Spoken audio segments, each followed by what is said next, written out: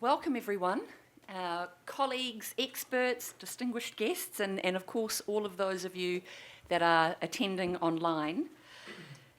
We've got a very interesting session ahead of us on trading and corruption, tackling illicit finance in the oil trade industry. Before we dive into our session with the panellists, I just want to make a couple of comments on the topic of discussion and why it's an important area of work, including for us in the OECD. So in the OECD, and in particular in the Development Assistance Committee, we've been looking at illicit financial flows and its impacts on development, on the development, economy and security of our partner countries. And we've been looking in particular at the sale and trade of equity oil with a focus on the illicit finance and corruption risks. And I am going to rather opportunistically promote a piece of work that we recently published, which is a synthesis report of a number of working papers put together by a group of experts that we collaborated with to really sort of look at the evidence, if you like, on corruption and illicit finance in the sector, and to think through what the implications are for development and for development cooperation in particular. So we do have a few copies and we'd encourage you to pick those up. Otherwise, it's available online with all of the empirical material. So look, why is this an area of interest? Well, obviously there are a number of reasons. I mean, the first is that this billion-dollar industry has been subject to numerous corruption scandals in recent years, from the oil for fuel swaps in Nigeria to the oil-backed pre-financing arrangements that have led countries like Chad to debt crisis, to the bribery and collusion that we've seen in pre-financing agreements in the Congo, for example. We have many examples, and we see corruption, collusion, and illicit finance risks really resulting from the way that the deals are done, the selection of buyers, and whether or not the proceeds of those deals are remitted back to government treasuries. And yet through many of those scandals, the role of traders as both enablers of corruption and their role in fighting economic crime is often overlooked, at least from a policy perspective. And it's not just a question of financial crime or stamping out criminal activity. These are critical issues for economy, security and development. We need to only look to Ukraine or South Sudan, for an example, to see the direct and immediate consequences in terms of conflict and instability. For many developing countries, at least a dozen, for example, on the African continent, the proceeds of oil and gas sales and trades harbour the prospects for development. In many cases, they are a leading driver of domestic resources mobilisation. And yet we know, for example, based on the good work done by our friends and colleagues, formerly Alex was one, at the NRGI, that of around 1.3 trillion in oil sales and trades that are produced each year among 35 leading national oil companies, on average just 22% of those proceeds are ultimately remitted back to government treasuries. Now that is not to say that all of that is lost as a result of corruption. There are capital investments and subsidiary ventures, but certainly it raises gives cause for concern and raises the attention and profile of this issue. It's also the case that with the retreat of the large banks from the commodity markets and with the global liquidity crisis that we're now seeing, international traders, our research has shown, international traders are increasingly acting as lenders of last resort. So they are contributing to risks of debt distress. In fact, since 2013, the debt level among oil-rich sub-Saharan African producers has increased by more than 40%. Much of this has been delivered on commercial as opposed to concessional terms, which means higher interest rates and shorter maturities. And many of these encumbrances have resulted from dubious debt arrangements. 5 oil-producing countries in Africa alone are currently in debt distress or facing high risks of debt distress. In contrast, in 2019 alone, the combined revenues of the 10 largest independent traders, who were largely new to the scene in 2010-2012, amounted to $1.4 trillion. So the vulnerability of oil and gas producer countries to IFFs is high, and it's increasing. With Russian aggression in Ukraine resulting in sanctions and market interventions and strong commitments to net zero across globally, there are many countries that are now ill-equipped to manage and navigate the potential risks of corruption flowing onwards from oil and gas to the carbon, commodity and renewables sectors. So we really see IFFs and oil gas trades as central to critical development prospects.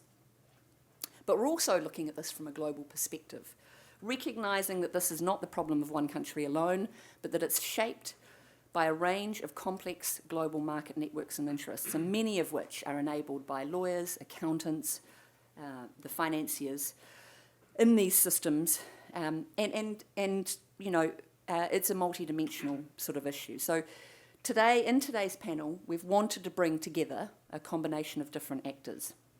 And without prolonging my introductory remarks further, let me introduce who we have with us today.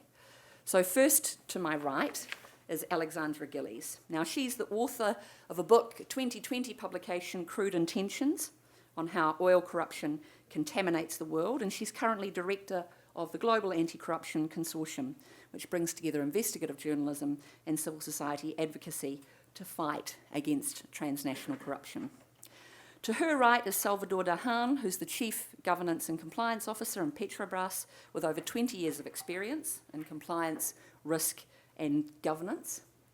To his right is Will Fitzgibbon, a senior reporter from the ICIJ. He's worked on major ICIJ investigations, from the Panama, Paradise and Pandora papers to the Luanda leaks, with a big focus on Africa and natural resources in particular.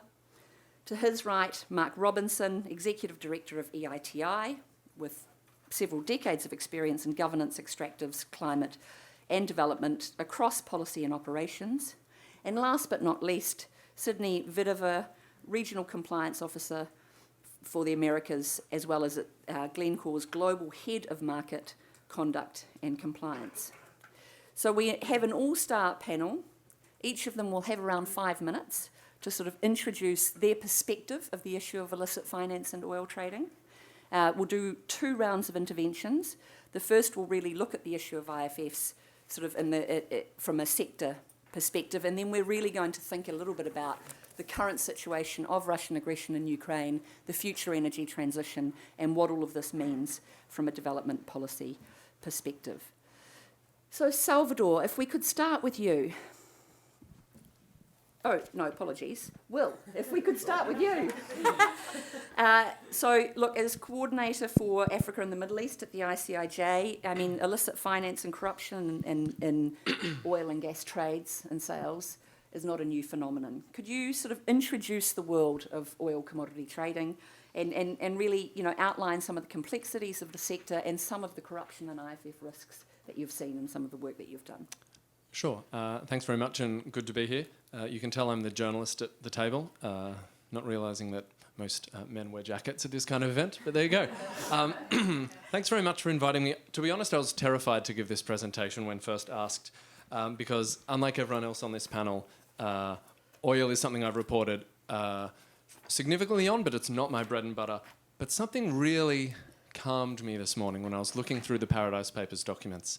And this is a phrase you won't have expected coming to this panel, which is I was reading some emails by some lawyers in the Caribbean who were talking about helping a client in Africa set up a new oil trading offshore company.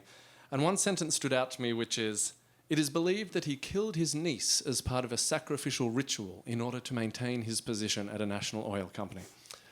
And I thought, oh, good, well, at least I will have given people something to remember when they walk away from this presentation.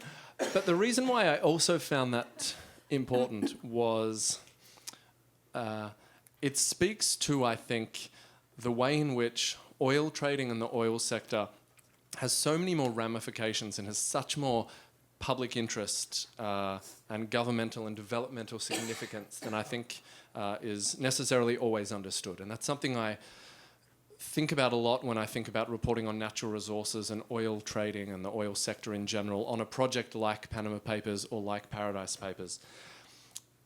Because, to be perfectly honest, this is hard stuff, as we will hear in further discussions and as this report lays out, and as Catherine just mentioned in passing, some of those highly technical terms. And when I think back to my experience working with 600 reporters on the Pandora Papers, for example, or 500 reporters around the world on the Paradise Papers, journalists are quite good at identifying schemes that they're aware of and familiar with. You know, it was easy, or relatively easy, to identify the brother of the president of Chad, who owned 30% of a Seychelles company that he established in partnership with an alleged arms dealer a number of years ago. That is a story that more or less writes itself these days. What's harder is when I look at the same set of documents and I see Glencore's Project Ranger. Not to throw Glencore under the bus out of the starting blocks, but I'm looking at Project Ranger. And there's this 8-page PowerPoint presentation about restructuring, and it's got Dubai companies and 7 Bermuda companies and 8 kind of Chadian operations and oil fields. And even in that description, that seems to me, and I think would seem to everyone, a harder story to understand as a journalist and a harder story to tell as a journalist. And that's a big part of why I'm here, is to, because I'm committed to and because I believe investigative journalism needs to do a better job and keep improving when it comes to reporting on oil and oil trading. Because the oil trading sector is not about one individual, you know, one politician setting up a shell company, getting a bank account, bada bing, bada boom, the story is complete, right? You've got the national oil companies, many of whom appear in our leaked documents as well. You've got these local traders, the people who own them. Often you've got nominees, or nearly always you've got nominees who stand in for these people. Then you've got all of these geographical jurisdictions. I mean, the geographical complexity when we come to oil trading in that sector is mind-blowing and also, by design, difficult to follow, right? How on earth do you tell a story, or do you get documents to tell a story about a scheme that has entities in Bermuda, in Cyprus, for example, in Singapore? You know, I was reading another document this morning about an oil trader, for example, who had set up a trust in a jurisdiction I won't mention, and the lawyers are talking about, well, he's an oil trader. Well, this is not the oil trader, it's his wife who's setting up the company. Therefore, the fact that we've got 10 pages of compliance results on the fact that this guy's company is under investigation in another jurisdiction for looting oil's revenue doesn't necessarily give us cause for concern, because it was a gift to his wife in the first place. So we've at ICIJ focused a lot on different jurisdictions when it comes to the oil sector. We've also focused, as many of you in the audience I know do, on enablers within this system as well.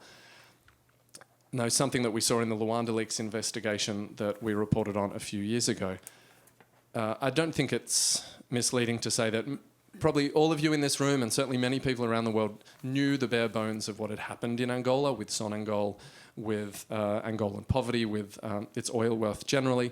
But what we did with Luanda Leaks was specifically decide we're going to look at these enablers, specifically in European jurisdictions, because they're the ones who, it seems thus far, have escaped the scrutiny that they deserve. Luckily, there were some incriminating emails in which bankers and lawyers openly agreed that Isabel dos Santos was not someone that to everyone's taste or everyone's cup of tea. So there were compliance discussions that were very enlightening in that context. And as a result of that, we've seen enforcement action in places like Portugal and litigation in places like the Netherlands that have looked into these oil-related deals ever since in, I think, a way that hadn't been done before, even though more or less all of that information existed in the public domain.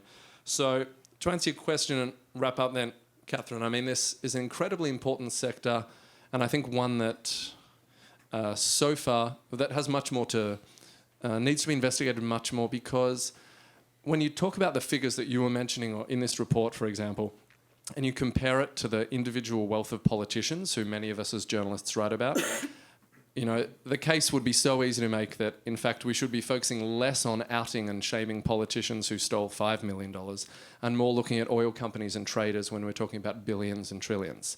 You know, the $106 million luxury property shopping spree that the King of Jordan went on in the Paradise Papers, for example, in an oil trading context is probably just enough to buy everyone pizza lunch for a day, for example.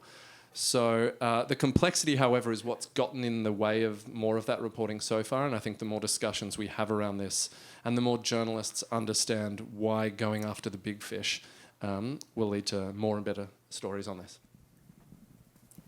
Fantastic, Will. I think that was a great intro, and, you know, speaking really to the complexity the opacity of the industry and how hard it is to connect the dots, particularly across jurisdictions. And certainly our work has shown actually in this field, investigative journalism is absolutely crucial. And from a policy perspective, we are not doing enough, and we need to be thinking about how we can better reinforce the kind of work that you do. You know, and the sort of initiatives that have been announced by the Biden administration, SHIELD and otherwise, I think are important contributors. But there is a real challenge in enabling regulation and responding to these issues when they are fragmented across jurisdictions. And so I think that that's a real debate that we need to have and continue. So look, moving now to the experience of a producer country, Salvador.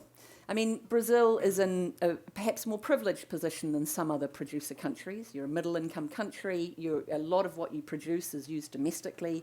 So you're able to really engage in the market in a way that, you know, low-income countries, some of the more fragile states, may not be able to engage in the market, where they may have a greater imbalance in their bargaining position.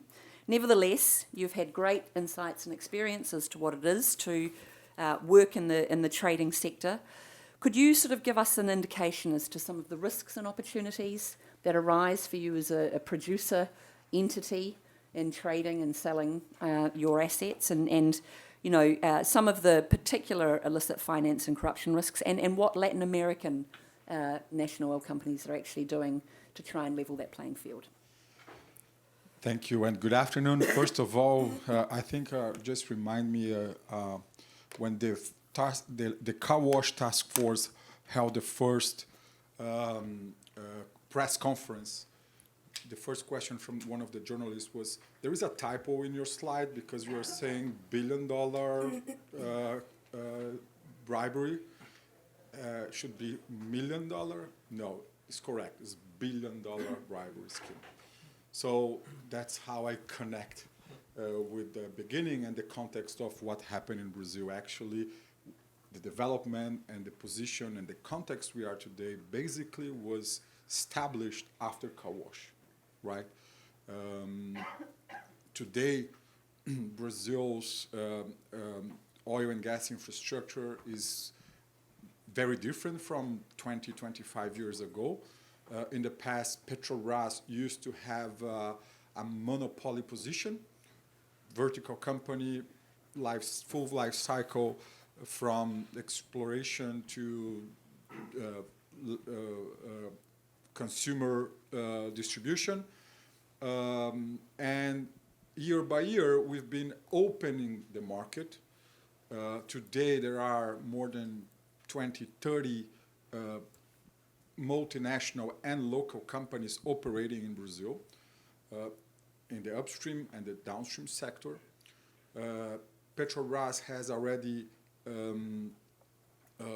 sold all the distribution, all the transportation operations to private sector completely. We are now in the phase of selling out our refineries assets. So we used to have 100% of the domestic refinery market share.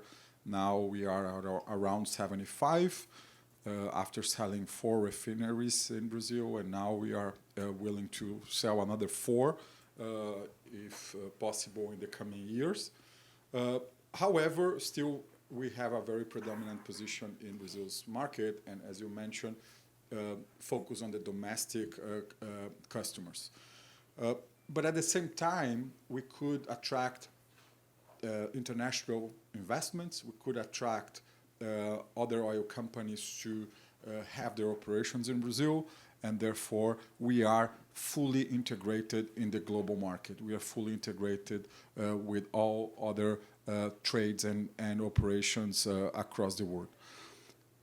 Of course, we do have a track record of corruption based on the scandals I just described.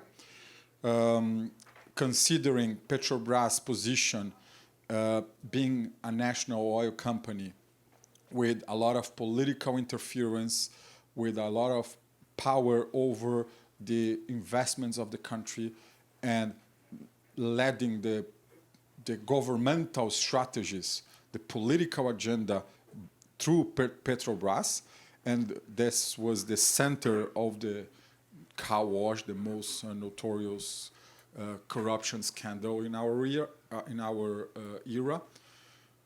At the same time, one of the car wash work stream was dedicated to the trading, international trading operation, right? And after all the investigations, we really find out there was a very pervasive relation between Petrobras employees, trading companies, in order to secure contracts, in order to secure overprice in exchange of bribery and in exchange of personal benefits. Therefore, we could completely turn around after the car wash operation, and today I'm proud to say that there is a very strong internal controls environment, a strong culture in the company, and a very strong ability to early detect in case something happened. I'm not saying Petrobras is fully protected and the Brazilian oil and gas market is fully protected, but at least we are ready to immediately react in case something happened before it became a big case. Today, and just to give you some flavors, we do have a strong monitoring controls using technology, machine learning to monitor all transactions. Everything that our employees negotiate with traders, distributors in Brazil, abroad, we can understand and learn from what they are doing. We can understand if there is any outliers in terms of price range, in terms of how they are allocating their prices by country, by vendor, by distributor, by oil blended, so on. So we can immediately detect if something is flags any alert. And finally, I think just to give you another information in terms of context, the way national oil companies are organized, of course, they want to reach the international market. They want to offer their oil to the best possible price. However, at the same time, how they are being accountable and how they are improving their internal controls is a big challenge, right? Understanding there is, I would say, still to be developed more compatible standards in terms of how those companies are being organized, not only in terms of performance, but also in terms of transparency and accountability. I do have some points that I believe are the most risky points of attention. So first, in terms of the moments, right, where we have the most risky elements in the sales process. One, when buyers are selected, so this is an initial contact point between government officials and private companies. Second, during the moment the terms of sales are negotiated and the conditions. And the third, when the proceeds of those sales are actually transferred to the national treasuries or to the company's balance sheet instead of individuals' pockets. So those are, in our opinion and understanding, the moments we have to ensure most or increase accountability and transparency, right? And finally, I would say strengthening public governance and accountability is critical. Disclosure of all those revenues collected and transferred to the governmental treasury.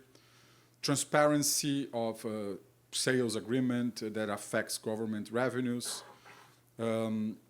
Implementing robust decision-making process with the ability to trace and justify the economic rationales. Regulate private corruption. I think this is a topic that I barely hear during our discussions this week. Private corruption is also an important element that leverage those pervasive relations between companies and not only related to national oil companies. Ultimate beneficial owner traceability as well. So those are main elements that I believe are critical to our discussions. Great. Look, I mean, really useful insights. And what's really quite striking, I think, actually is the level of capability that you need to have within these entities to be able to navigate and engage in these domains. And that, of course, then is overshadowed by the high degrees of political influence and interference, because national oil companies are the sovereign sort of promise of the state. That makes them somewhat unique and different. And again, Brazil, Petrobras, is in a somewhat more advanced position than some other national oil companies in other parts of the world. On the African continent, national oil companies, the institutional capabilities, have a way to go. EITI has been doing an awful lot of work in the resource governance sector for many, many years, and particularly in recent years around this issue of oil commodity trading. So Mark, you've really had a front row seat as to why the kinds of issues that are emerging and why this sector really is deserving of particular attention. Could you sort of reflect for us a little bit on, some of the unique, distinct features of the sector, how they might play out differently across different contexts, and what's being done from a policy perspective to really try to respond to the types of both transactional risks that you, Salvador, highlighted, but the systemic challenges as well, because I think there are illicit finance risks on two levels, and if we want to respond, we need to be thinking in both of those domains. Thank you, Catherine. I think Salvador laid it out very clearly, spelling out 3 areas of chronic corruption risk arising from the historic opaqueness in this sector. You've heard of the size and significance of the sector. It runs into the trillions. Half of all reporting of revenues in the EITI come through commodity trading, much of it through state-owned enterprises owned by governments selling to private trading companies. So for the EITI, we've now had in place, only for 3 years in the 2019 standard, a very clear requirement setting out what the reporting should be for governments and companies. I'm going to read out what that says in the standard. And this is requirement 4.2. The EITI standard requires governments, state-owned enterprises, or third parties appointed by the state to disclose the revenues collected from the sale of oil, gas, and minerals, as well as the volumes broken down by the buying company. Disclosures related to the commodity trading are covered by that requirement. Now, that may sound quite anodyne and unsurprising, but this is actually quite new and relatively radical in a sector that has not been used to deep disclosure of the volumes of oil, gas, and minerals being traded. So this came about through a joint effort. Why is this now a requirement for EITI countries, particularly those which are significant producers and traders of commodities? We recognise this is not something that can be done alone by an international multi-stakeholder initiative. It needs the active involvement and support of companies, including companies on the EITI industry constituency, which number amongst them Glencore and others, and you're going to hear about some of their efforts around mitigating these risks.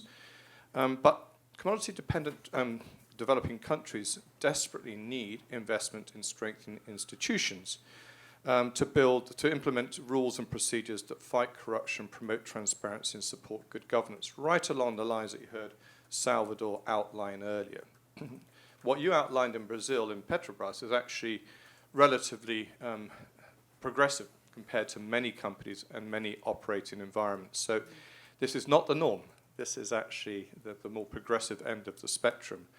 The norm is still a sector which is largely characterized by considerable opaqueness, and in which the detailed information on sales by volume, by cargo, by destination is still not significantly in the public domain. Despite the EITI reporting requirements, it's very much early stage work in progress.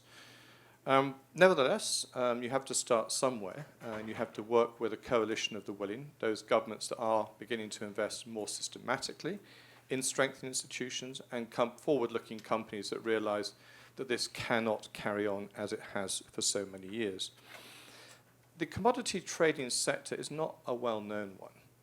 It's dominated by half a dozen big companies, most of them registered, headquartered in Geneva. Even that fact is not a well-known fact. But there are pinpoints of light in the sector. We have now 3 major companies which are members of the EITI, which are part of that coalition of the willing. So you have Trafigura, Gunvor, and Glencore, who are those 3, and spearheading increasingly efforts to make some of this more transparent and in the public domain. Now, they all have checkered histories in terms of commodity trading, and that's well known. But in terms of where they want to go forward, they are already, you've heard, undergoing a series of internal reforms to try and improve the situation. And EITI is one part of them trying to do so. So there is a willingness to learn from past mistakes. In terms of the governments involved, we have been doing considerable work with a number of governments which are major traders and sellers of commodities to improve and strengthen institutions. So we have built a working group, a network of state-owned enterprises that have a common interest in designing a series of rules governing the trades and guidelines for companies that are actually major buyers of commodities to adhere to the best practice in making commodity trading transparent. So the problem is that the sector is largely dominated by companies that are not publicly listed. So they do not report automatically as a result. The other problem is that this trade involves frequent and important interactions with public institutions and high-level state officials, many of whom are politically exposed persons with a vested interest in the sector. In the private sector, again, few of these are publicly listed institutions. They are held by a small number of individual private owners. So already the structure of the companies is not always one that is open to considerable improvements in transparency. But at the same time, companies like Trafigura are beginning to spearhead some of these efforts in a very systematic way. So Salvador, it's interesting because I was looking at my wording as Salvador spoke on what are the areas of corruption risk in commodity trading. My list is surprisingly similar to yours. Misappropriation of funds and embezzlement, theft and smuggling, mispricing of commodity trades and price manipulation, bad deals, money laundering. Now, the EITI cannot address all of those risks, but increasingly by putting this information in the public domain, it can mitigate the problem. So in particular about what is best practice in coming to good deals for countries in the future to maximize the revenues they should be getting from their sales. The downstream effect that was alluded to of what happens once the money comes into the government, how much of that actually lands up in the public exchequer. I was astounded to discover in one unnamed country recently what a small share does come to the public exchequer. 20% is the average figure. Indeed, that is very commonly the case. The question is what happens to the other 80%? These go into all sorts of funds, off-budget spending, sometimes very much dominated by politically motivated considerations. So there are those fundamental problems still lie in the sector, even when more and more information goes into the public domain about the nature of the trading itself. Now, you asked about some of the examples of where progress has been made. Take Nigeria, known for having these problems in huge measure, a country, of course, relying very heavily for its revenues on the oil and gas sector. But the Nigerian National Petroleum Corporation, NNPC, began releasing monthly oil and sales data 2 years ago after it became an EITI supporting company. And that's not immaterial. Joining EITI carries with it a series of expectations, including transparency on commodity trading. So that company, which has been known for its fundamental opaqueness, has already been opening up on releasing monthly oil and gas data. Monthly oil and gas sales data. That is some glimmer of progress. Similarly, in Latin America, Guyana has been releasing aggregated oil sales data after every individual oil lifting, from a situation where early on that was simply not the case. Then you have international standard setters creating a level playing field for competitors. So our reporting guidelines that I mentioned earlier for companies buying oil, gas, and minerals. These are now widely used by companies buying oil, gas, and minerals from governments to inform disclosures on payments to governments in their company reports. In 2021, these guidelines led to disclosure of $69 billion worth of payments to governments from the commodity trades globally. And as you said, $1 billion as opposed to millions of dollars. So it's a very considerable amount. This is not insignificant. It's beginning to shed greater light on a traditionally very secretive industry. Let me end this section by just referring to the role played by civil society. This is not going to come about just because of the goodwill of forward-leaning companies and governments that are members of EITI. Civil society plays a critical role by demanding that that data is put in the public domain, either independently by big commodity producers or companies, or through standards like ours. So NRGI published a report entitled Ghana's Oil Sales, Using Commodity Trading Data for Accountability. And this analyzed data from the Ghana National Petroleum Corporation and the Ghana EITI, highlighting areas for improvement such as disclosure of long-term sales contracts, but also in a context where Ghana is one of the more transparent countries in reporting commodity trading through the GMPC. Lobbying by civil society is vital to hold the feet to the fire of these major companies and governments, and indeed plays a key role, as you'll hear from Alex, in exposing some of the malpractices in the sector. So let me pause there, because that might give you the right segue. Thanks very much, Mark. I mean, an awful lot of work, progress, setbacks, I think sort of opportunities to see potential to continue to advance the agenda. I mean, one of the things that has struck us in our work, as much as you highlighted, is, there is a question about what we're dealing with in terms of who commodity traders are. Some of our research has highlighted not only are many of them domiciled in Geneva, but then they also have accounting arrangements sort of in some of the Far Eastern capitals, ownership arrangements, in other offshore domains. So there is a real fragmentation in terms of their corporate structures that makes it very difficult to be able to engage at a policy level. But we do have the privilege of having at the table one of our prominent commodity traders who, as Mark highlighted, does come to the table with somewhat of a checkered history. Sydney, sort of as Regional Compliance Officer, you will have seen the good, the bad and the ugly, I would expect, of what it means to do business in terms of oil trade activities in countries with highly varied institutional capabilities and, in some cases, very poor track records of corruption.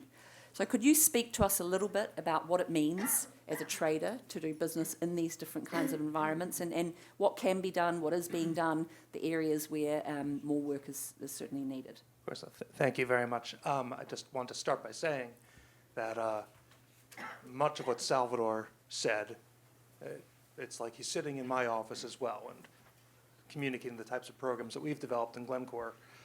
At the very beginning, at the outset of these issues, we have to draw a distinction between trading in the physical markets versus trading in the financial markets.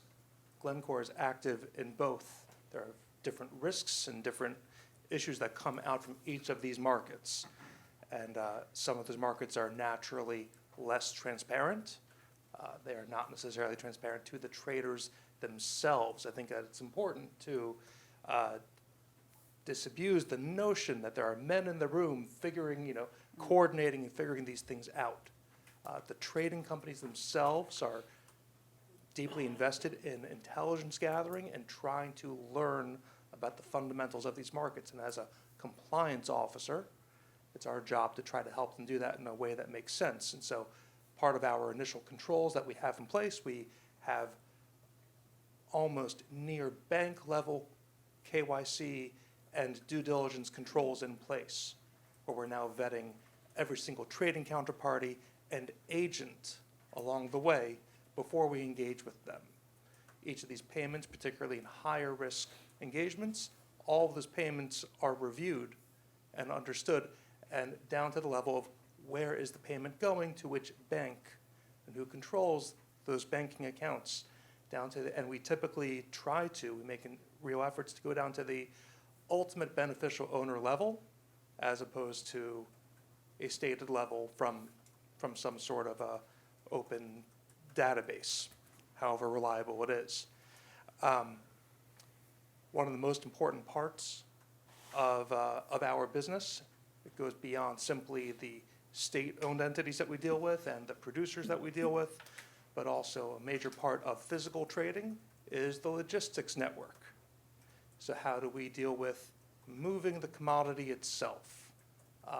The vessel framework is, to the degree that people are talking about the opacity of commodity traders, the vessel framework could give us a lesson on how to be secretive. We struggle just as much as anyone else with determining ownership of the vessels that we want to use, with imposing our conditions of the conduct that we expect, and in the use and transport of the commodities themselves through the physical flow. I've been with Glencore for 4 years. We certainly walk away from much more business in Glencore than we did 10 years ago. That's for sure. And one of the most important parts of our program has been really getting not just the so-called cliche of the tone at the top, but also the mood in the middle, to have people who are willing to walk away from opportunities because we cannot get comfortable with what we are seeing. It involves not just systems and controls and standing aside, but also regular and active engagement with our business units themselves and educating them not only on what we are seeing in the media, but in what we are seeing internally. And so it's obviously been a sea change for the company, entirely new leadership over the past 4 years, and a major shift.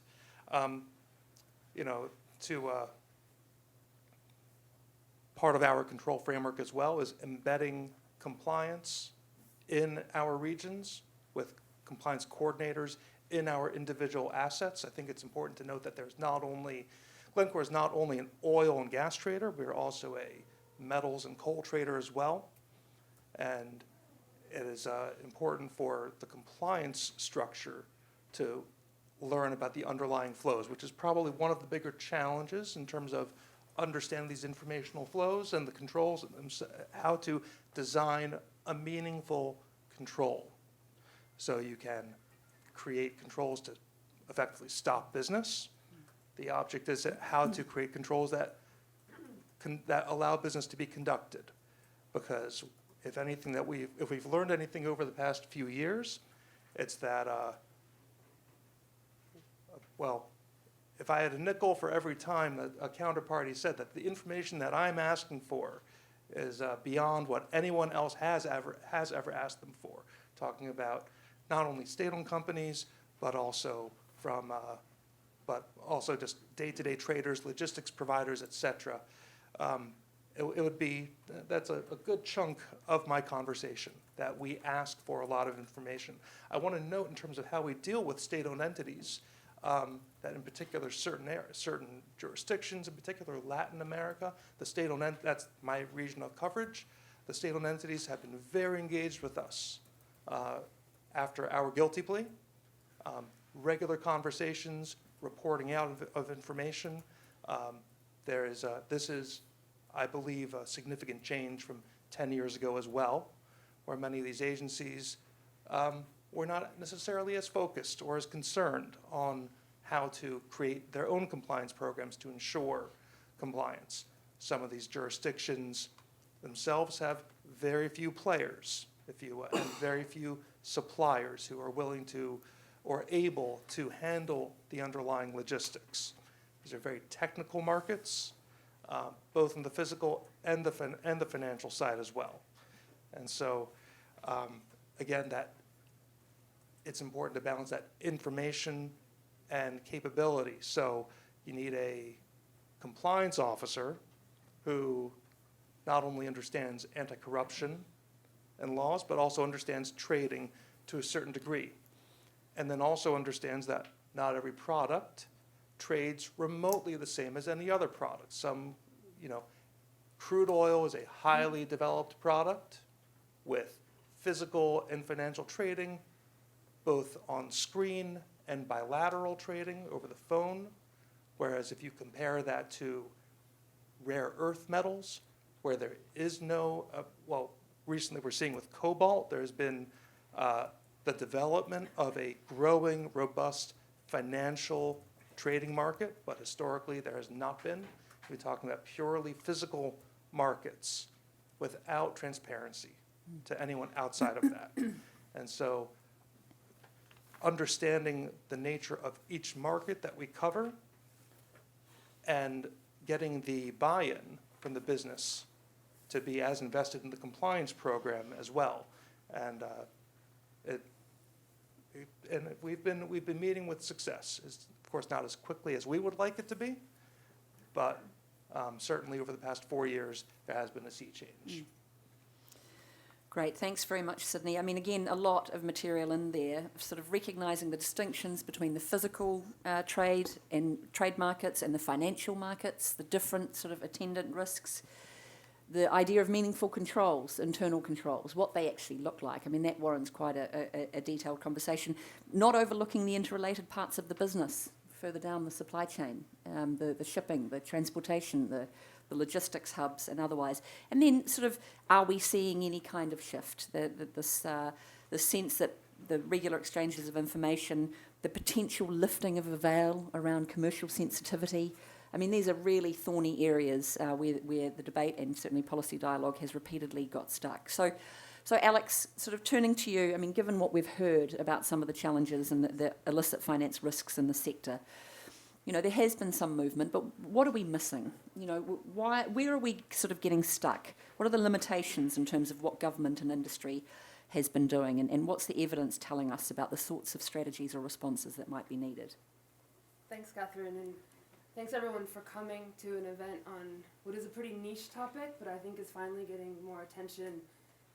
I was living in Nigeria in 2008, 2009, when oil prices started to really, really climb. And I was looking at oil sector governance issues and was mostly paying attention to Shell and Exxon and Total and their operations, and there was certainly plenty there. But over time I realized that the real problems were in a totally different part of the sector that far fewer people understood and were paying attention to, and that's what we're talking about today, is how the National Oil Company was selling its oil, who was buying it, how the prices were set, where the money was going. It was like this whole other side of the oil industry that was just as big in dollar values and even bigger in terms of probably the scale of corruption, but was receiving a tiny, tiny fraction of attention from regulators, journalists, civil society, and others. So I think we've made some progress, and some of the remarks here today are a testament to that. I do think it's really important, especially at an anti-corruption conference, to look squarely at what has gone wrong and talk a little bit more in detail than just a checkered history.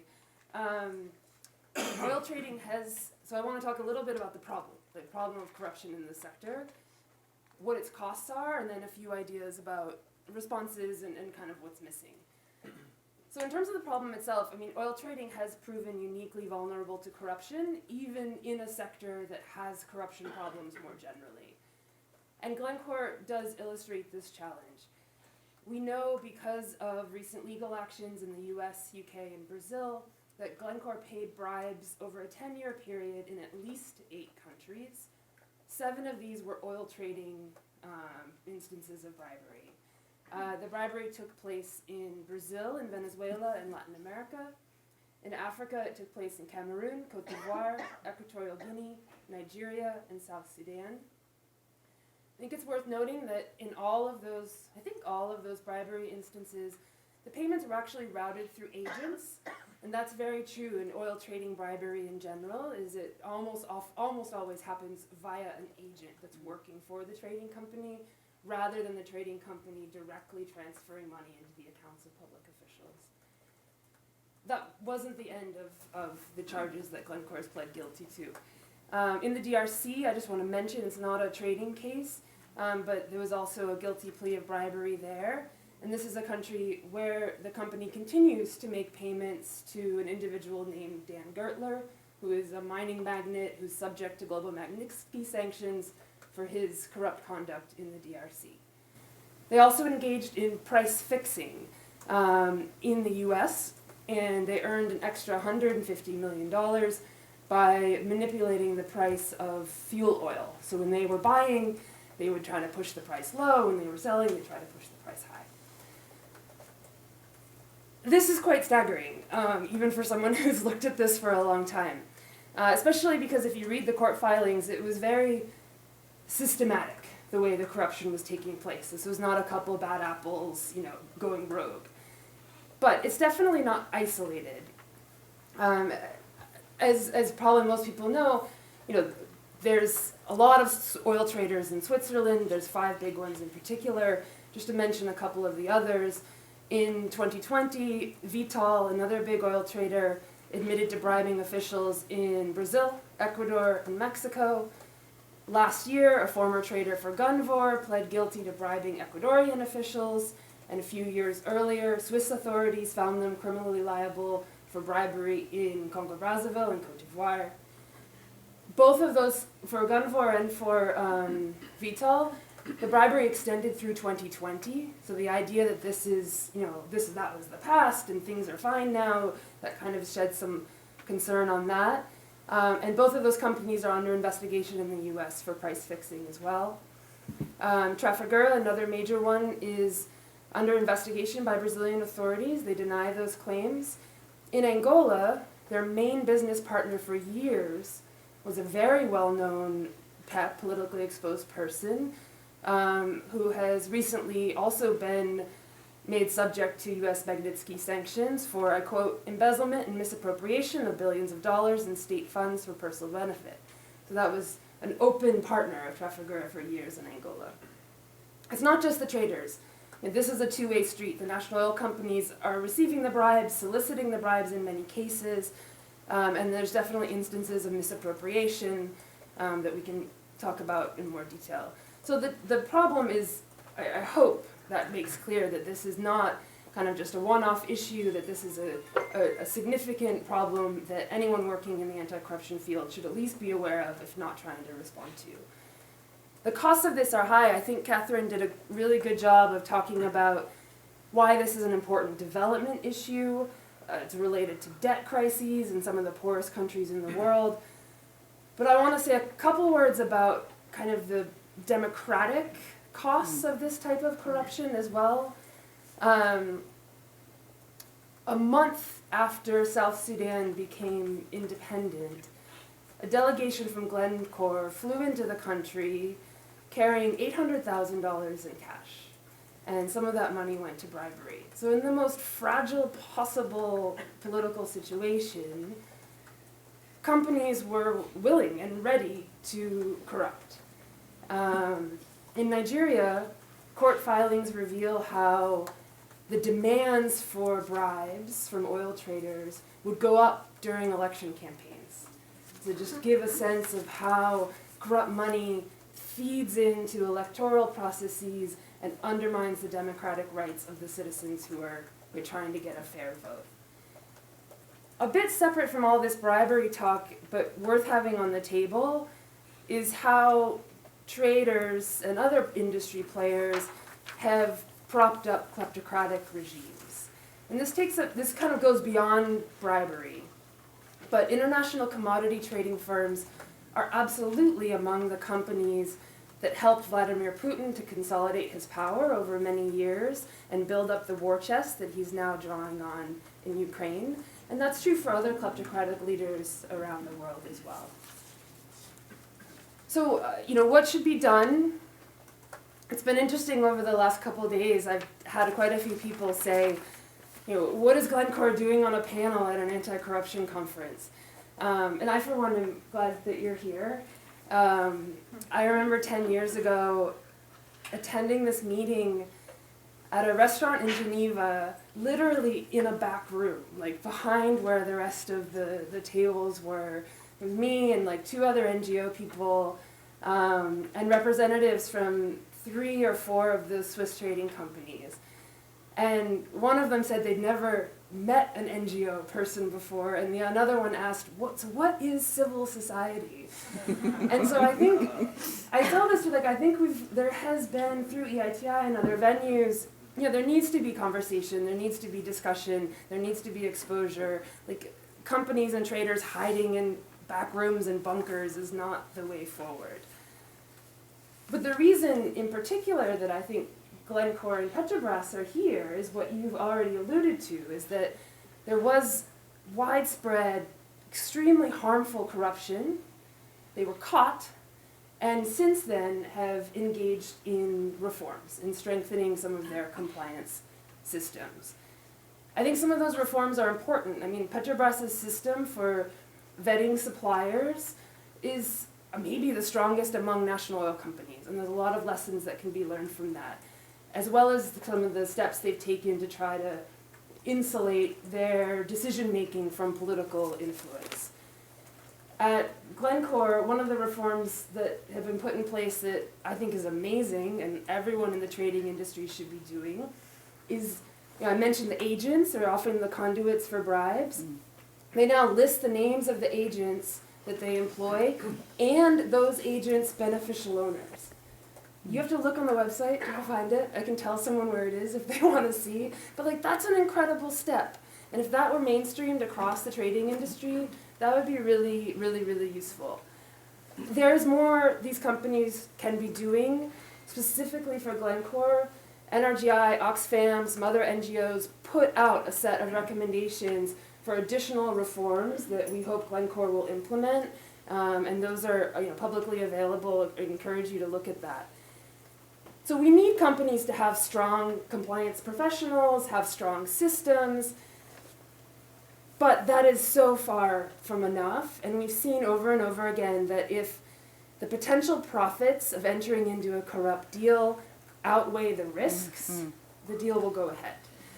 And I think that if you read in the UK court filing in the Glencore case, they note that, the policies are stronger now, but Glencore had an anti-bribery policy in place. Like, it was explicitly forbidden within the company. And the court filing reads, quote, however, these policies were largely ignored because corruption was condoned at a very senior level within the company generally and the West Africa desk specifically. And one of the executives overseeing the bribery was on the company's ethics committee. And so having these structures on their own is really just a piece of the battle. So very quickly, sorry, I'm taking time. Four other things that I think need to be done in addition.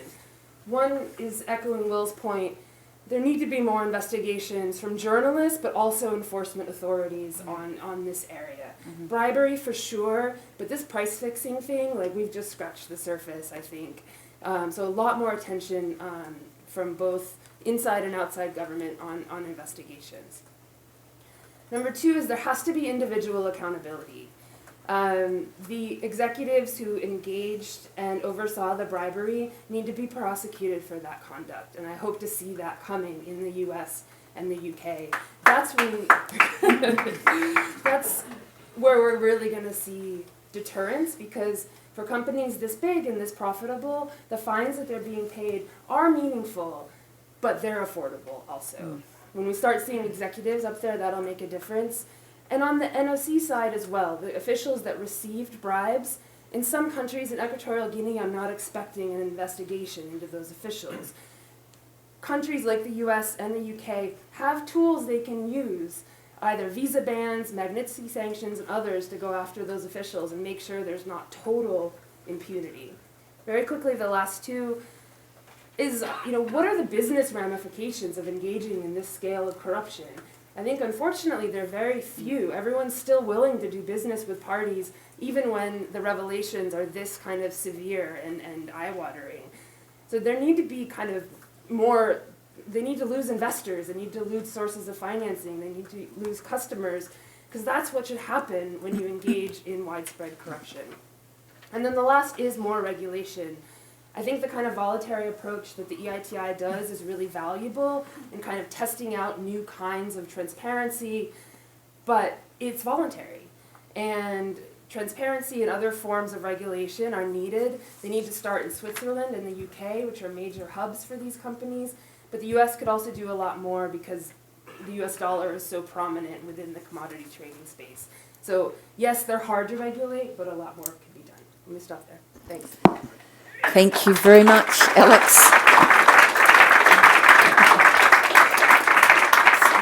I think I feel another book coming on, perhaps.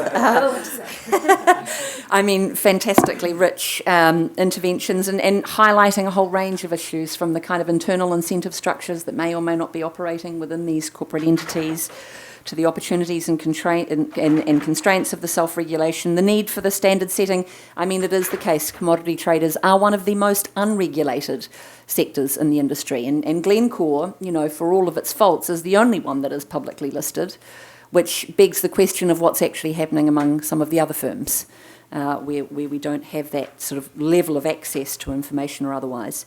So look, it's 4:30, we've got 30 minutes. We did plan a second round. What I'd like to do is a quick fire round, if I could. And I really just want to ask all of the panellists sort of a similar question. We've got the Russian aggression in Ukraine. We've got an energy transition that's well underway. This all has implications for the market, for the way in which sort of traders, oil companies, producers may be doing business, and of course for the corruption and illicit finance risks. So look, I want to start with you again, Will.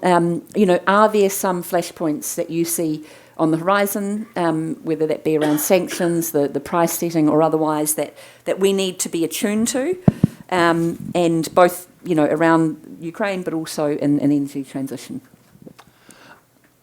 I think the point I would make is one that lots of journalists make based on what we've seen in this sector and other sectors, which is that it's full of a constant game of whack-a-mole. So as soon as one particular jurisdiction is identified as dirty or unsavoury, both publicly but also within the industry, then there are plenty of jurisdictions and plenty of enablers that emerge to take that up. And to follow on Alex's point about individual accountability, you know, we definitely haven't seen that, despite the incredibly detailed reports that journalists and civil society for years have been writing about these agents and individuals and executives who are literally sitting at board meetings saying, you know, we hereby decide that we are going to empower, you know, Mr. X to negotiate directly with the DRC government because we don't like what they've done to us, for example.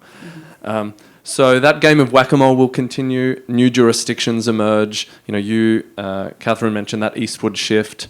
We've seen a lot of that. I was looking in documents from Pandora Papers this morning. That's our most recent set of data that ICIJ's worked with in the offshore field. And I noticed two things. One was an increasing use of Singapore and the United Arab Emirates as locations for trusts and other companies for those agents or for those politically exposed people, and, you know, getting information out of those jurisdictions from a public records perspective is impossible or very difficult. And then secondly, you know, I was also testing the waters in Pandora Papers today with new energy and looking at how much more are we seeing shell companies with the name, you know, renewable resources in the title this year as we did in 2010, and it's pretty remarkable. They're popping up, you know, it's a bit like everyone deciding they love Great British Bake Off, right? Or, you know, 10 hardcore fans loved it 5 years ago and now everyone's decided it's their favourite cooking show. It's a little bit like that with renewable energy shell companies too. But we see some of the same problems, right? I was just checking out one company this morning set up by a Guinean, a Ghanaian and an Austrian. And the company, until it incorporated as a renewable energy company, had been building prisons in West Africa and apparently embezzling lots of money. So lots of spaces to watch on those two fronts, I would say. Fantastic. Thanks very much, Will. So, Salvador, from a producer perspective, sort of what are the rules of the game, the new rules of the game that are emerging in the sector? I think first on Ukraine-Russian war, we need to understand the supply chain has been rebalanced faster than most of us expected. I mean, there is a big question mark around the effectiveness of the sanctions imposed against Russia, right? Because very quickly they could reroute the flows of their oil and gas. Practically, there is a fully intricate system operating to circumvent the sanctions. and make sure Russian oil could be routed to those countries and companies that are willing to enjoy the profits from the war.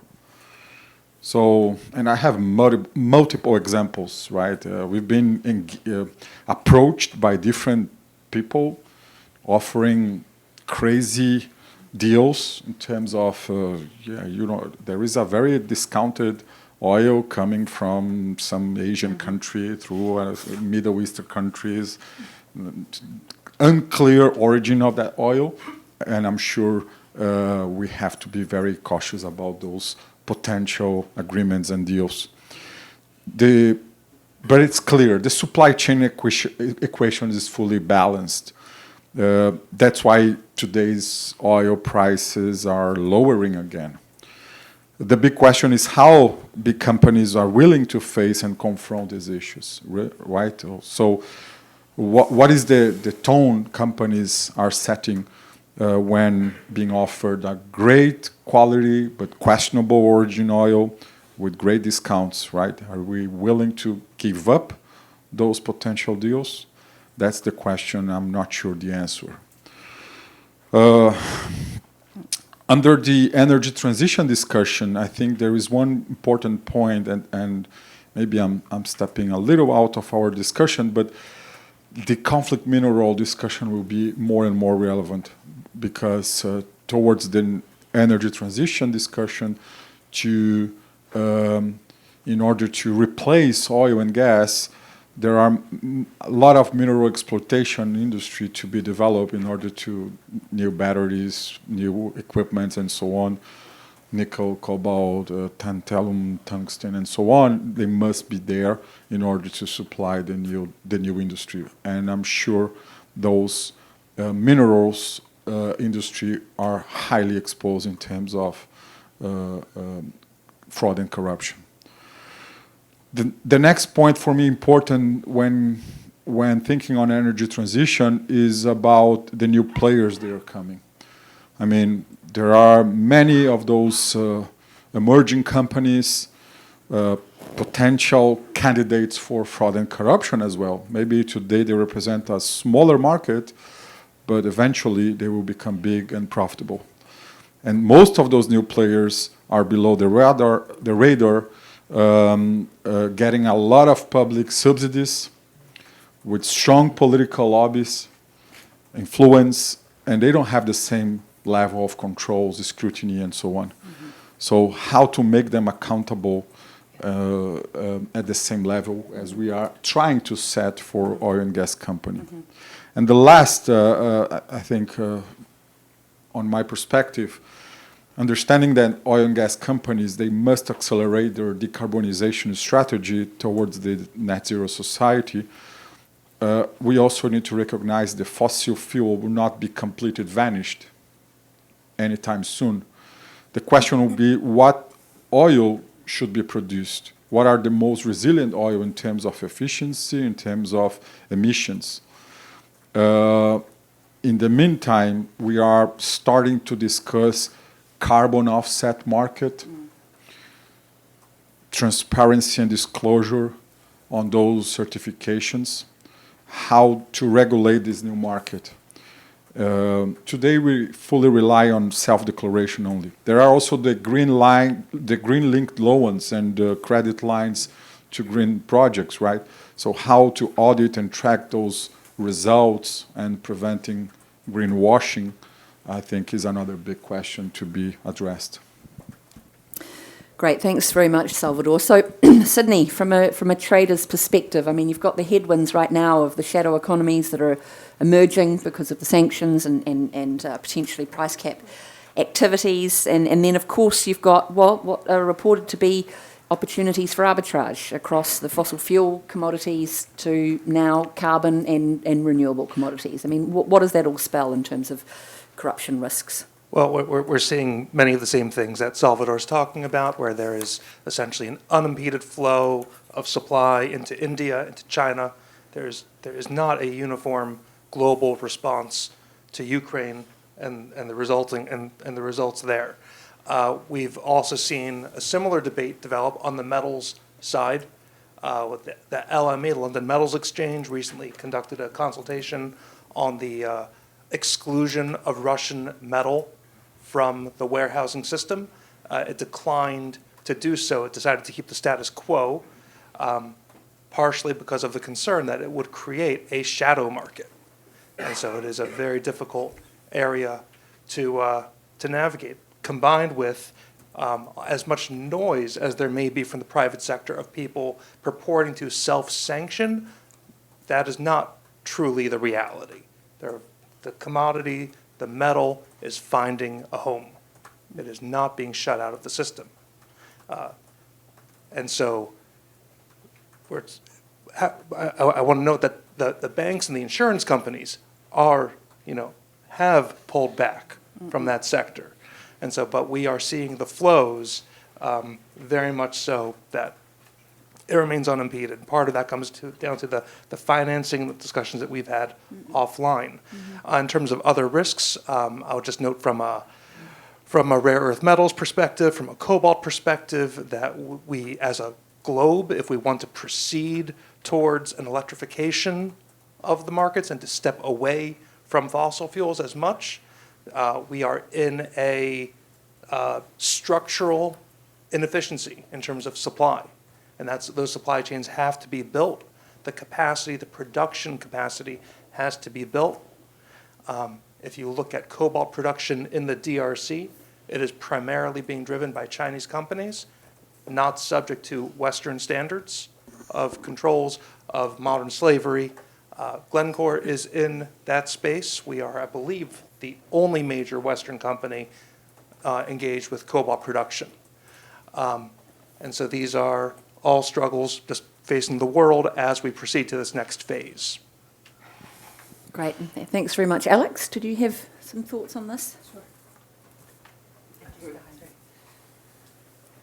Yeah, I mean, I think really echoing.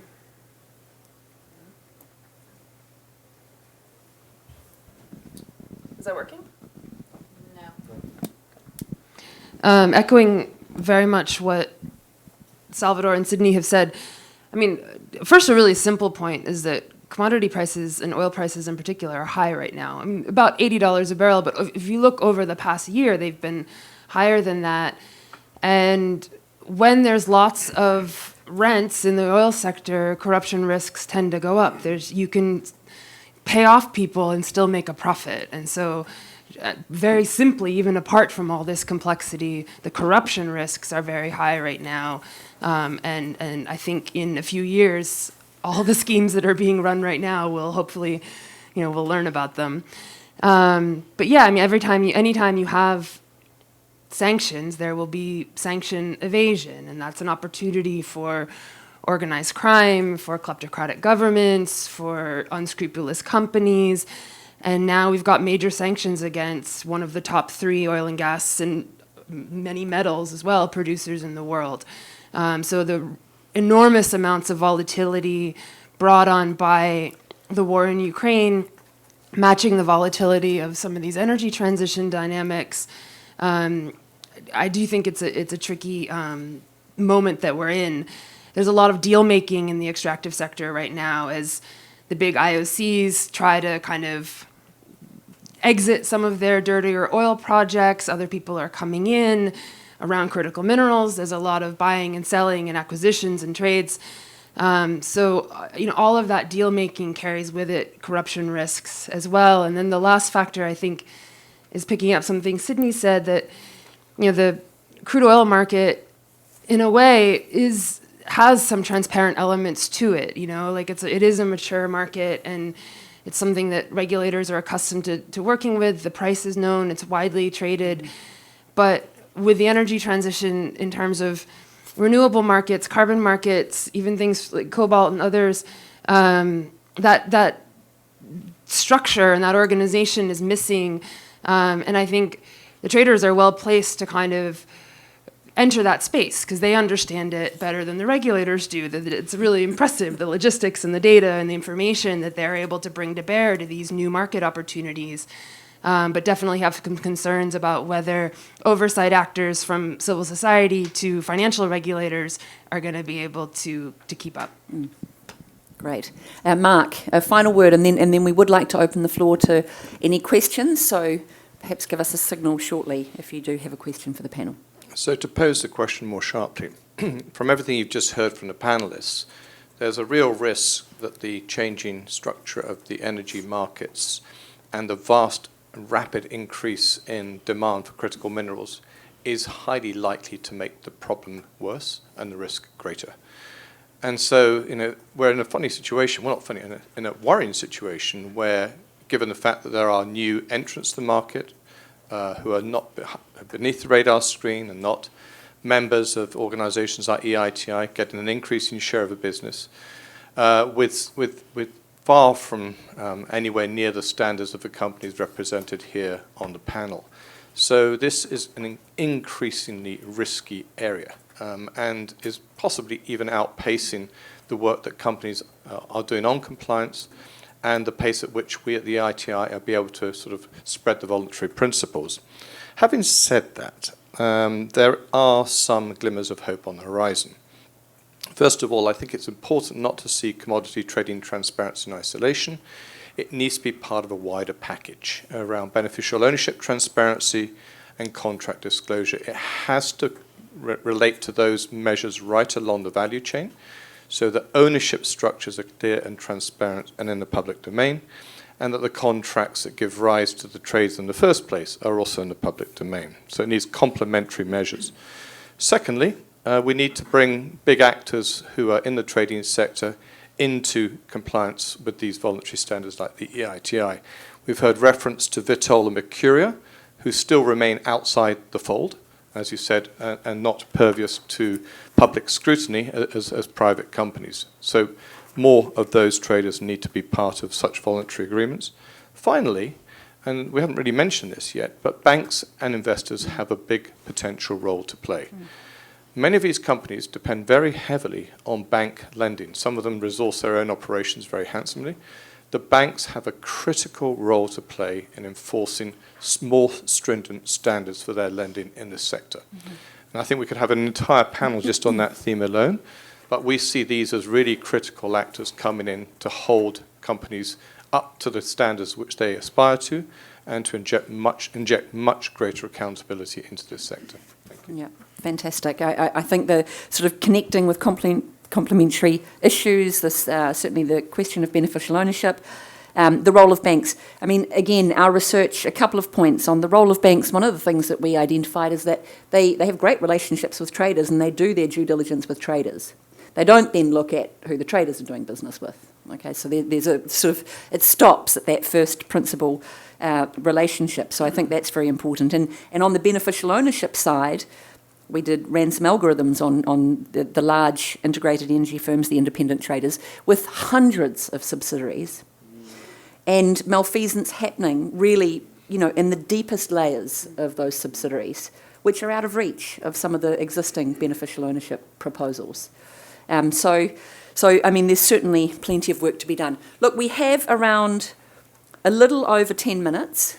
I'd like to take a couple of questions from the floor, and then we also had one or two from the online. So does someone have a mic that we can pass to the representatives? Otherwise, maybe we can take this one. Hold on, just make sure it's working. Just go ahead. And if you could just introduce yourself, and then if it's for a question for a particular person, please direct it to that person on the panel.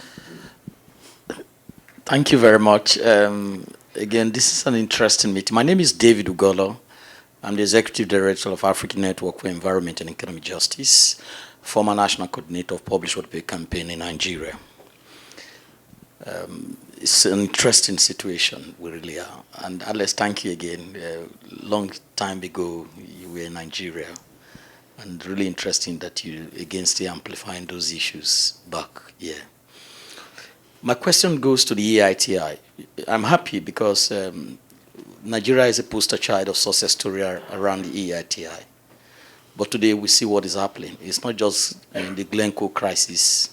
Now I've now seen that key officials in NNPCs are involved in this bribery case, which again exposed whether EITI is actually delivering on expectation in terms of moving the whole conversations around Nigeria as a corrupt country.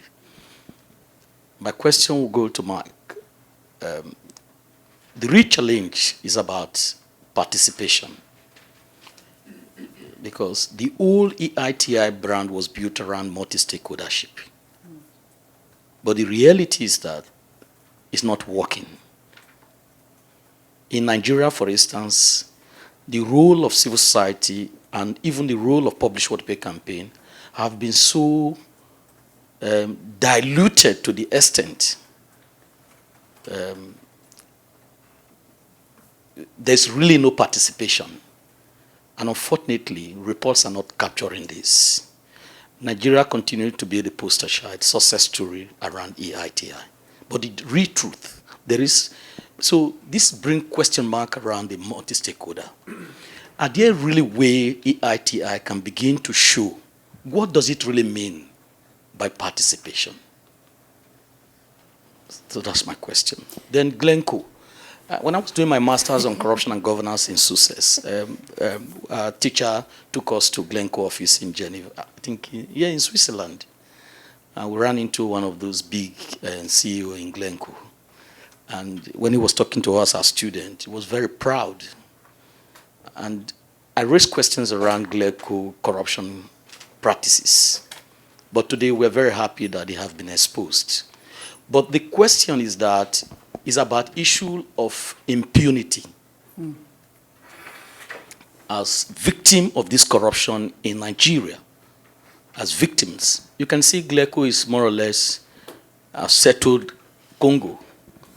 I don't know whether there was investigation in Congo before that settlement came about, because it's not just enough to throw millions of dollars to the poor, corrupt kleptocrats that are still in power. The very poor people who are victim of this corruption, they are not in the discussion table. So I want Glencore to know, let them throw millions, it will not take away the harm they have caused the people. And until there is a tribunal where the people will be able to show this is the harm that Glencore have caused. For example, in Sudan, where they pack millions of dollars to undermine the democratic value system, it will take a process to design a framework of remediation. So I'd like to again throw this. Do you think throwing millions of dollars to the same kleptocrat, the same corrupt politically exposed persons will be a way for redeeming the image of Glencore in these countries? For example, in Nigeria, I think the corrupt who are complicit in this whole design are still in NNPC. What is the whole idea that Glencore decided to throw millions to Congo? Are they going to do it across all the countries in Africa? Thank you. Okay, thank you very much. We'll take another question and then give the opportunity to the panelists to answer a couple. So the chat. Hello, in the middle. thank you everyone. Patrick Dijkmans from Ecuador, Project Code and Transparency. First of all, a bit of shame here in Ecuador in those corruption cases. Well, you mentioned demand being increasing, price increasing, a lot of talk about Scope 3 and climate disclosures becoming more mainstream, Scope 4 incorporating biodiversity as well. So that probably will increase prices more. So talking about corruption as a way of doing business, if I don't do it, it reminds me a little bit of the 2008 crisis from the companies that evaluated the risk. So if I don't do it, somebody else will. In this case, it's kind of like a devil's advocate question, because who is willing to do it is the person who you don't want to be there. In this case, for example, in Ecuador, one of the biggest concessions in copper is a Chinese company, and it's very well documented in the industry that people in the country don't know the human rights violation that people from Ecuador don't work in that mining industry. They get people from China to work there, and they live in inhuman conditions. They don't really care about the environment. So kind of like the question will be, what's the actual cost for the country from that aspect, and how can we address, like, obviously being the lesser of two goods. So it's kind of tricky, because if they don't get in, who will? Right. Okay, I'll turn that to our panellists. I think those two questions are principally for Mark and Sidney. Is that right? David, you have been a very powerful advocate for deeper transparency in the sector in Nigeria, and I fundamentally recognize that role. You're right, Nigeria was a pioneer in early years of the EITI, releasing vast amounts of data into the public domain about what was not previously known in terms of the revenues coming into the state. And I think that still demands recognition and acknowledgement. Things are somewhat different now. And you ask about where does Nigeria currently stand. You'll know that we have a pretty rigorous assessment process. How well are countries doing under the EITI? Nigeria is beginning its own validation next year, led by the International Secretariat. So to be frank, that's where we need to look for the answers to your questions. How well is the multi-stakeholder doing these days in Nigeria? How well is it operating? Does civil society have an active voice or not? There's an entire part of the EITI requirements about civic space, as you know well. That's a question we'll be asking. NNPC, as you know, joined as a supporting company just a couple of years ago. That should hold it up to much higher standards of public scrutiny. One breakthrough was it actually did finally, I think after 40 years, publish its audited annual accounts. That sounds extremely surprising, but one of the reasons it did it is because it signed up to the EITI. We are going to go through a review of how well are EITI supporting companies, including NNPC. How well are they shaping up to the company expectations that we now have in a much more rigorous form? And that will also be in the public domain, David, early next year. The MSG model we consider as a fundamentally important part, intrinsic part of the EITI fabric. As you know, in some of the most difficult political environments in the world, it should create that space for civil society to be able to engage on equal terms with industry and governments. If there are imperfections in that process, our validation should expose it and, importantly, provide strong recommendations how it should be improved, particularly around the space for civil society to remain that equal actor. So, frankly, we have those two assessments coming up. Those should provide us with the answers to the questions you're asking. So it would be premature of me to cast judgment on Nigeria's current progress and status, but those questions are entirely right and legitimate to ask at this point in time.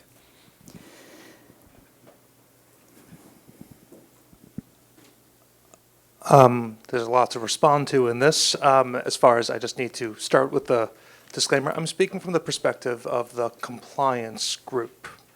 And so I have not said many of these decisions and how Glencore responds to issues have to be conducted at the highest levels of the company. And this is not to be evasive. In terms of the historic justifications that we have heard time and time again, is that, like to the points about Ecuador, that these are difficult jurisdictions to work in. And Glencore certainly, since I've been involved with the company, has been committed to doing the right thing in these jurisdictions. I can only speak about going forward in terms of the historic issues and resolutions. Glencore has demonstrated, I believe it has demonstrated that it's working with civil society and with governments and organizations on addressing those needs and moving forward. It is obviously a very difficult question to address, back to the Ecuadorian point, as to what choices as a society we want to make going forward with the next phase of our economy and who should be involved in the exploitation of those resources. I'm not going to sugarcoat that word exploitation.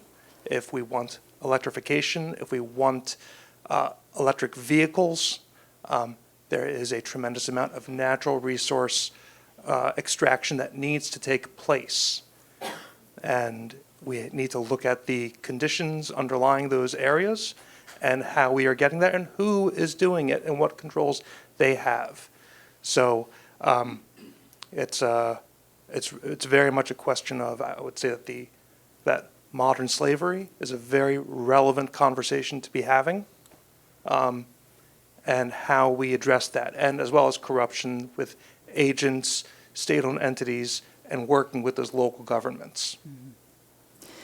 Thanks very much, Sidney. And, you know, I think this question of how do you remediate the wider societal harms, that's not down to one trader alone, that's a real systemic challenge, whether it's related to the asset recovery and return, you know, these sort of wider dimensions of what can be our policy responses. And from a DAC perspective in the OECD, what might be the role of development cooperation in supporting these countries to build more robust, capable institutions so that they're better able to manage risk and to make informed decisions. We do have time possibly for one more question, or maybe two. We'll take two more and then we'll have to close. So one at the very back.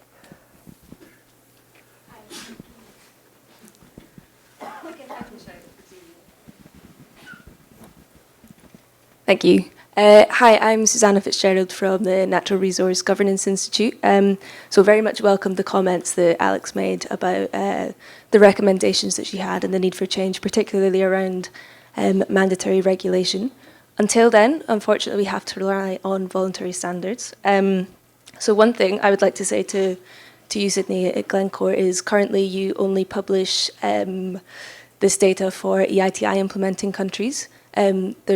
Looking at the cases that have gone on, two of the countries are in your area, so Brazil and Venezuela.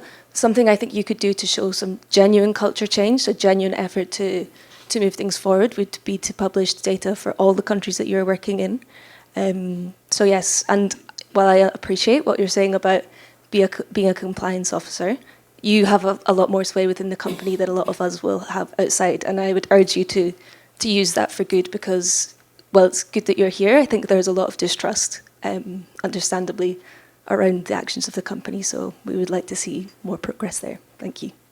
Great. And one more, there was yes, go ahead.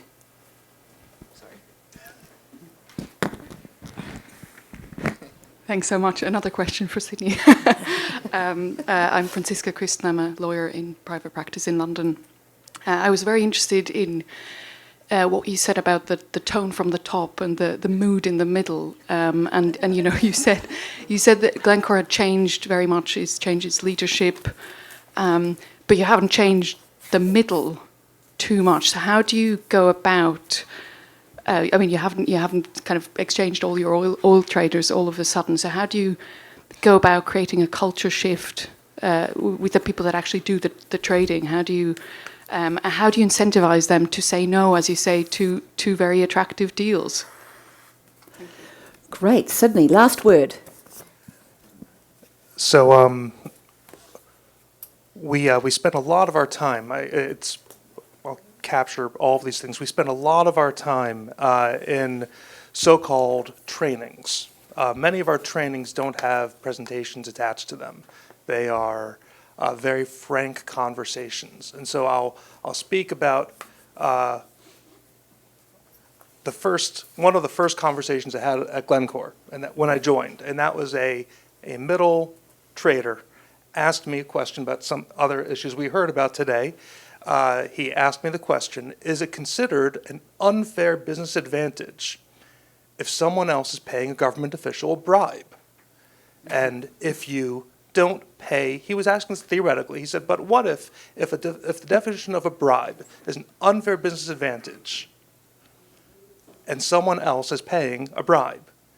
If you don't pay more than that expected bribe, are you in a different position? Is it an unfair advantage? I said, listen, there's no retail theory of bribery. And he was asking this,